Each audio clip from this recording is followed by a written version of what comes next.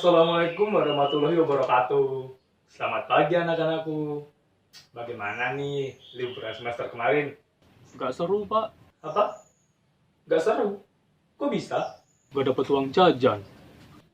Oh gitu. Ya udah. Sebelum memulai pelajaran hari ini, Bapak akan mengabsen dulu. Siapa tahu kan awal semester banyak yang gak masuk. Bentar, absennya. Oh ya, ini dia. Yang pertama, Mikael. Hadir, Pak. Oke, hadir, bagus. Angelo, Meriang, Pak. hah? Meriang. Oke, sakit. Si Paijo, Pak Ijo masih di Pakelan, Pak. Dia belum dapet angkot. oh belum dapet angkot. Masih di Pakelan. Oh, ya udah. Terus yang Yuli datang nggak? Juli belum bangun, Pak. Tadi malam dia begadang nonton drakor. Belum bangun. Oh, anak satu ini. Terus yang terakhir, Sarimin. Si Sarimin katanya nggak dikasih uang saku, Pak. Terus dia nggak mau masuk. Hah? Gimana? Gak dikasih uang terus dia gak masuk. Kasihan amat. Lah, gila ya di kelas ya? Masa dari 36 siswa yang masuk cuma kamu terus. Satu doang. Astagfirullahalazim. Ya udahlah. Oke, materi kita hari ini tuh ada yang tahu nggak? Gak tahu, Pak. Nggak tahu. Aduh, ya udah. Hari ini kita akan belajar bahasa Indonesia. Kita akan lebih mempelajari tentang bagaimana sih cara menyampaikan isi bacaan menggunakan bahasa kita sendiri. Jadi, dalam menyampaikan isi bacaan, ada beberapa poin penting. Salah satunya adalah penggunaan bahasa Indonesia yang baik dan benar. Yang dimaksud penggunaan bahasa Indonesia yang baik dan benar itu bukan bahasa baku yang seperti aku sedang berbincang dengan kedua orang tuaku. Itu kan sangat aneh untuk terdengar pada zaman sekarang. Tapi itu tidak aneh jika kita bisa menggunakannya dengan tepat. Yaitu termasuk poin pertama kita, bahasa. Bahasa adalah pemilihan bahasa yang tepat dalam berbicara dengan lawan bicara kita. Ya misalkan seperti tadi, berbicara baku itu dengan siapa dan di mana. Berbicara santai dengan siapa dan di mana. Nah, yang berikutnya, siapa? Siapa sih lawan bicara kita? Apakah itu orang yang lebih tua dari kita, atau orang yang sepantaran dengan kita, atau orang yang lebih muda dari kita? Misalkan nih dengan orang yang lebih tua, contohnya saja di lingkungan sekolah, antara guru dengan murid. Seorang murid berbicara dengan guru menggunakan bahasa yang sopan, bukan bahasa yang santai. Santai nggak apa-apa, tapi masih sopan. Misalnya nih, ingin izin ke toilet lah, katakanlah, Bu atau Pak, saya ingin izin ke toilet. Itu oke, bahasanya sopan. Tapi, jangan berbeda dengan ketika kita bicara dengan teman sebaya kita. Misalkan antara murid dengan murid. Kalau kita menggunakan bahasa yang baku seperti tadi, itu akan sangat terdengar aneh bagi mereka. Misalkan, Andi, aku ingin izin ke toilet. Bukankah terdengar aneh? Tetapi, bila seperti ini, Andi, aku ingin ke toilet. Itu akan terdengar lebih familiar daripada yang pertama. Itulah antara siapa kita berbicara dengan bahasa Indonesia. Yang terakhir adalah tempat. Di mana? Nah itu, di mana? Misalkan kita sedang di lingkungan sekolah, kita harus berbicara dengan sopan dan berbahasa Indonesia yang baik. Tetapi kita ketika di lingkungan di rumah, kita bisa berbicara dengan lebih santai. Maksudnya bukan berbicara seperti tadi menggunakan bahasa baku ataupun harus sesuai SOP atau prosedur kan. Kalau di rumah tinggal bicara aja pakai bahasa Indonesia yang biasa, yang bahasa Indonesia rumahan, bukan kantoran. Kalau kantoran dengan rumahan kan beda udah bahasa Indonesianya. Nah, itu adalah poin tentang bagaimana sih cara berbahasa Indonesia yang baik. Nah, berikutnya adalah cara bicara atau berbicara. Berbicara itu ada rumusnya. Mungkin kalian berpikir, masa sih Pak, kan berbicara cuma tinggal bicara doang, ngapain pakai rumus? Kan repot, bilangnya matematika. Ya sih, tapi berbicara itu ada rumusnya. Misalkan nih, bagaimana sih cara misalkan kita bicara tapi kok orang lain nggak menangkap bicara kita, ataupun orang lain malah pandangannya tertuju ke yang lain. Nah, rumus yang pertama yang harus kita pelajari ketika berbicara adalah mata. Ya, mata. Kita harus bisa menarik pandangan orang lain. Kita harus bisa melakukan eye contact, atau kita harus bisa melakukan kontak mata. Misalkan kita bicara berdua, kita harus menatap mata lawan bicara kita, sehingga dia juga menatap mata kita dan mendengarkan apa yang kita bicarakan dengan detail atau seksama. Nah, terus mungkin kalian bertanya-tanya, bagaimana Pak kalau misal kita sedang bicara di depan umum, di depan banyak orang, kan kita nggak bisa menatap mata mereka satu-satu, capek dong. Iya sih, tapi ada caranya. Misalkan seperti Bapak nih, bicara di depan kelas, kan kelas banyak tuh siswanya, nggak kayak kelas kamu yang cuma kamu aja muridnya.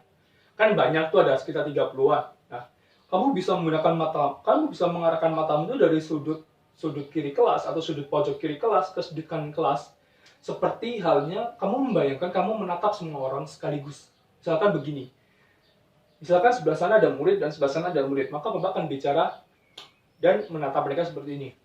Jadi anak-anak, hari ini kita akan belajar mengenai bab reproduksi manusia. Nah, seperti itu contohnya. Nah, yang kedua adalah bahasa. Poin yang sebelumnya, yaitu berbahasa Indonesia atau bahasa. Kita juga harus tahu bagaimana sih cara penggunaan bahasanya, seperti tadi, siapa lawan bicara kita dan tempat di mana kita bicara. Kan Bapak sudah jelasin kan tadi mengenai poin bahasa. Yang ketiga, yaitu jelas. Perbicaraan kita itu harus jelas. Jika tidak, maka lawan bicara kita pun juga akan susah dalam memahami apa yang kita bicarakan. Jangan terlalu cepat, kita harus memainkan tempo dan harus mengatur nafas juga. Misalkan nih, Bapak sedang bicara di depan kelas seperti sekarang. Anak-anak, hari ini kita akan membahas sebuah materi yang sangat kalian sukai. Ya, reproduksi manusia. Itu kan lebih jelas dan lebih bisa ditangkap daripada begini. Jadi anak-anak, Bapak hari ini kan berbicara tentang reproduksi manusia. Jadi reproduksi manusia itu adalah, apakah kalian bisa menangkap itu? Tidak kan? Itu adalah berbicara dengan jelas. Ataupun bergumam juga salah. Misalkan, anak-anak hari ini Bapak akan berbicara tentang reproduksi manusia. Kalian bahkan tidak bisa mendengar hal itu. Sungguh aneh kan? Dan bahkan tidak bisa diterima oleh kita, tidak bisa dipahami juga oleh kita sebagai pendengar. Nah, itu adalah poin yang sangat penting. Berbicara itu harus jelas dan dapat dipahami dengan baik. Oke, poin yang selanjutnya, yang terakhir adalah nada. Nada lagu, Pak. Bukan nada lagu, bukan. Bukan anaknya Bukantin, ngapain dia gak ada hubungannya dengan ini? Nada yang dimaksud adalah intonasi suara atau intonasi saat kita berbicara. Tinggi atau rendahnya suara. Kita juga harus tahu bagaimana sih penggunaan nadanya. Penggunaan nada itu akan sangat mempengaruhi arti dari kata yang kita bicarakan. Contohnya saja satu kata, apa. Misalkan kita bertanya-tanya, apa? Hah? Apa? Itu kan kita bertanya-tanya, tapi jika kita meninggikan suara kita, misalkan apa, itu kan kita ketika marah, bukan emosi yang sedang bingung, tapi marah, apa gitu. Itu dimaksud dengan nada, tinggi rendahnya nada saat kita bersuara. Itu sangat penting dalam mempengaruhi arti dari kita, arti dan emosi saat kita bicara. Jadi begitu materi yang Bapak bisa berikan hari ini. Bapak sudah menjelaskan mengenai bagaimana cara penggunaan bahasa Indonesia yang baik dan bagaimana sih rumus berbicara agar didengar oleh orang lain. Nah, Bapak ada tugas buat kamu. Tadinya Bapak ingin membuat kelompok, beberapa kelompok. Tapi karena hari ini yang masuk cuma kamu aja, jadi Bapak jadikan ini tugas individu. Bapak tadinya ingin membuat diskusi, tapi yang masuk cuma satu, ya sudah. Jadi, Bapak akan menampilkan sebuah artikel di sini. Nanti kamu baca dulu. Setelah itu kamu rangkum di buku tugas. Setelah itu, besok pertemuan berikutnya, kamu harus menceritakan kembali isi bacaan ini di depan kelas. Dan Bapak akan menilai tentang bagaimana cara kamu menggunakan bahasa, bagaimana kontak mata kamu, bagaimana jelas atau tidaknya kamu berbicara, dan bagaimana penggunaan nadanya sehingga Bapak pun bisa tahu apa yang kamu bicarakan. Dan Bapak akan share artikel ini ke email masing-masing siswa nanti. Jadi kamu mohon kasih tahu seluruh makhluk hidup di kelas ini yang nggak masuk itu untuk mengerjakan tugas ini. Karena ini akan Bapak masukkan ke nilai ujian setengah semester, santai, bukan ujian terakhir, enggak, ujian tengah semester. Ya udah, kalau begitu silahkan kamu baca, kamu rekam dulu.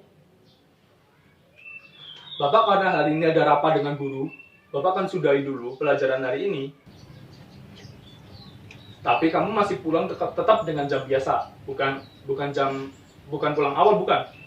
Bapak cuma rapat, kamu Bapak tinggal, kamu rangkum dulu di sini, ntar kamu pelajari lagi di rumah. Oke? Ya udah. Untuk menutup mata pelajaran hari ini, Bapak ucapkan wassalamualaikum warahmatullahi wabarakatuh. Waalaikumsalam warahmatullahi wabarakatuh. Hati-hati, Pak.